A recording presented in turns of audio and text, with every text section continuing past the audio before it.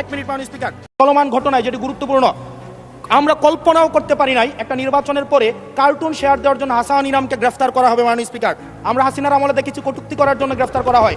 Cartoon share করার কারণে আমাদের চিফ হুইপ মহোদয় আমাদেরকে ইনভাইট করেছিলেন এই সংসদে, যে উনি বলেছিলেন তিমির এবং হাঙ্গর, এটা স্যাটায়ার করে বলেছিলেন, এটা আমরাও বুঝেছি, এটা উনিও বুঝেছেন। কিন্তু মাননীয় স্পিকার, দুঃখজনক বিষয় হচ্ছে যে এই কার্টুনটি শেয়ার করার কারণে আমাদের মাননীয় চিফ হুইপ মহোদয়ের এক কর্মী মামলা করেছে 25 ধারায়। যে মামলা 25 ধারায় যদি সংক্ষেপে বলি, আপনি মাননীয় স্পিকার, মাননীয় সদস্য, এক মিনিট মাননীয় স্পিকার, আমরা এমনি সুযোগ পাই না, সুযোগ দেওয়া হয় না।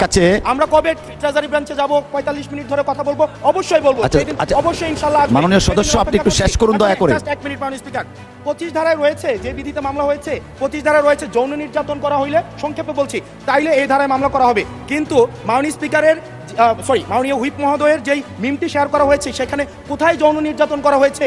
এখানে একটা মিম শেয়ার দেওয়া হয়েছে, যেখানে দেওয়া হয়েছে তিমি মাছ সবাইকে সার্ভ করা হচ্ছে।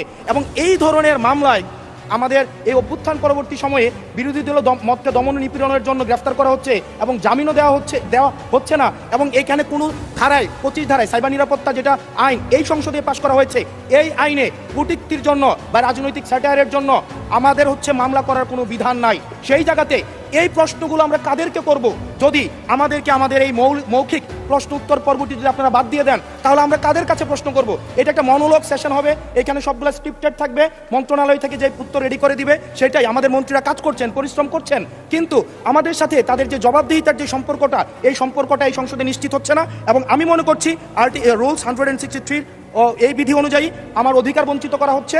এবং অতি সত্বর এই যে মৌখিক উত্তরদানের যে কর্মসূচিটি রয়েছে, সেটি রুলস অফ প্রসিজারে অন্তর্ভুক্ত করা হোক, যাতে করে আমাদের মাননীয় মন্ত্রীদেরকে আমরা জবাবদিহিতার আন্ডারে আমরা আনতে পারি। ধন্যবাদ মাননীয় স্পিকার। চলমান ঘটনায় যেটি গুরুত্বপূর্ণ